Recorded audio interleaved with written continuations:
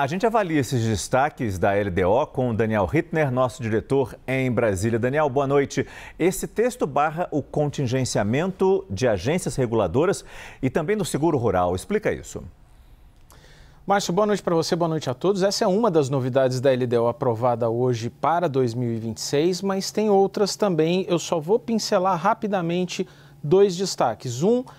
O Congresso autorizou muito explicitamente o governo a perseguir o piso inferior da meta fiscal para o ano que vem. Isso significa que, embora haja uma meta de resultado primário de 0,25% do PIB, pode ser um pouquinho a mais ou um pouquinho a menos. Havia uma grande discussão, o Tribunal de Contas da União dizendo muito fortemente que o governo precisa perseguir o centro da meta, mas baseando-se na lei antiga. E com essa mudança, o governo fica expressamente autorizado a perseguir o piso da meta. Como a gente disse aqui no Prime, mais para o início da semana, parece pouca coisa, mas são 34 bilhões de reais de diferença em 2026.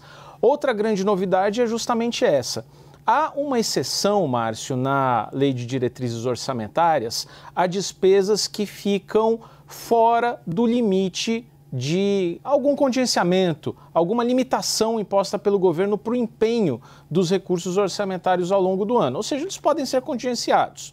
O que aconteceu nesse ano? Houve dois cortes que pegaram muito pesado ali no funcionamento das agências reguladoras. Algumas tiveram que paralisar serviços essenciais. Por exemplo, a ANP deixou de fiscalizar a qualidade dos combustíveis com os quais a gente abastece ali nos postos de gasolina. A ANAC chegou a deixar de emitir brevet para novos pilotos. A NTT deixou de fiscalizar concessões de rodovias no ritmo que fiscalizava. E do lado da agricultura, houve um corte muito grande para os subsídios ao seguro rural. O seguro rural é aquilo que os produtores agrícolas contratam para se blindar de desastres climáticos. Quebra de safra, chuva muito forte, isso se perdeu por falta de recursos. A LDO de 2026 traz esses dois mecanismos inovadores. Não pode haver contingenciamento para agências reguladoras em atividades de fiscalização e não pode haver contingenciamento para o seguro rural. Se isso vai ser vetado ou se isso vai ser sancionado é uma grande dúvida. Houve uma articulação muito intensa da bancada ruralista, a Frente Parlamentar da Agropecuária, no que diz respeito ao seguro rural, e uma articulação envolvendo dirigentes de agências reguladoras com o presidente do Senado, Davi Alcolumbre, para proteger esses órgãos. Então, existe ali uma possibilidade de veto, sim, mas, por outro lado, existe uma articulação política bastante forte para que o presidente da República possa sancionar efetivamente esses dois dispositivos. E rapidamente, sobre as emendas parlamentares, tivemos aí o desenvolvimento de um calendário para organizar esse pagamento, mesmo sabendo do volume que ele representa e do valor que nem sempre retorna à sociedade, Daniel. Veja, Márcio, que incrível, né?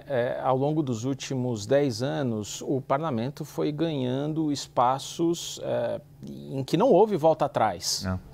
Isso muito em função de governos com fragilidades, governos com fraquezas. Primeiro, a impositividade das emendas individuais. Em vez de deixar para o governo executar ou não executar e fazer política a partir disso, o Congresso impôs que as emendas parlamentares individuais tinham que ser obrigatórias. Depois passaram a ser as emendas de bancada estaduais. A bancada de cada estado tem emendas também muito relevantes e passou a ser de execução obrigatória também esse tipo de emenda.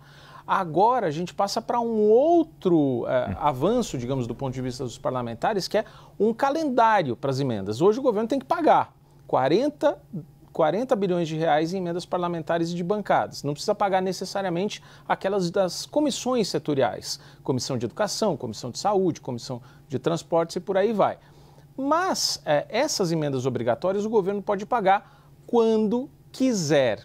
Então isso significa que pode não pagar no começo do ano, pode deixar para o fim do ano, pode deixar para as vésperas de votações importantes e ir jogando politicamente com isso. A grande novidade é que agora tem um calendário. 65% precisa pagar até julho, antes das eleições, antes da campanha.